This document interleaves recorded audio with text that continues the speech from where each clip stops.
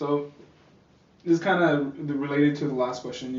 You are the current council member for the Fourth Ward. So you had a 4-year term, and so well, with the special election, I've had almost a total of 5 years now. Mm-hmm. Right. So what have you learned as a council member?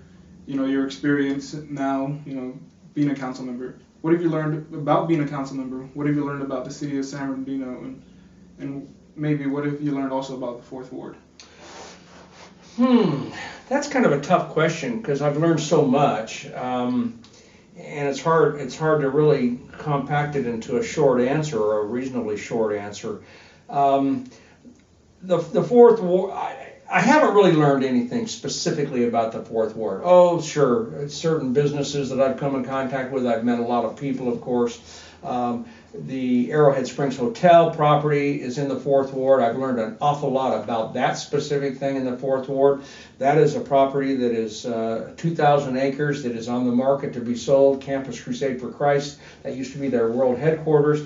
They moved a number of years ago to Orlando, and that property is now they've got it up for sale. I'm working diligently and hard with both the buyers that are coming forward, as well as helping represent the city as a kind of a neutral party that's very supportive of getting that sold and on the market to get it back on the tax base and be an economic generator for commerce and for tax base and what have you. So that's one specific thing that I've learned about the Fourth Ward specifically. As far as what I've learned about the city and the job as councilman, I've learned that it's a big, tough job. There's a lot to understand. My management style is one of being a policy setter, not a micromanager. I believe fully that it's important that we support our staff and support the management, our city manager, our fire and police managers, fire chief and police chief, our department heads, and give them support. We provide policy. We give direction and set policy. We do not tell them how to achieve those things. We give direction, we give support. I've learned, of course, in San Bernardino over the last years, I've learned about the toxicity of our politics for the last 20 years. Again, as I mentioned earlier, that's changed. That took some change in November with the elimination of the city attorney that had been there for 26 years and a couple of council members that have gone. Unfortunately, 2 of the council members, one was voted out, one was recalled, and the third one that left under some real difficult, some corruption charges, of course, and had to step down. So I've learned that the job is very, very big. I've learned, of course, a lot about budgeting. I've learned, unfortunately, about Chapter 9 bankruptcy. So I could go on and on and on about what I've learned, but it's a big job. It's a job that we're elected as really part-time people that really don't necessarily have particular qualifications to sit in those positions. Mm-hmm. I think that's a flaw in our system, and yet it's not going to probably change. That's what it is.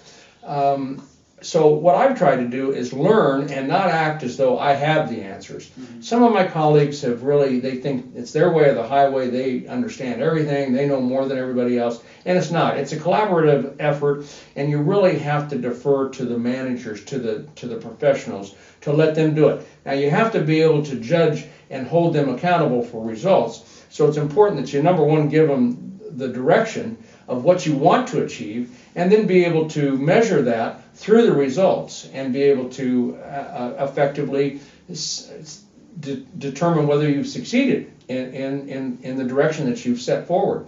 And at that point, if you have a problem, you work together to work those out. If it's a person that can't maybe cut it or can't do the job, then we need to look at replacing them. So the biggest thing that I've always believed and support, and I think politicians in general forget it, we are representative.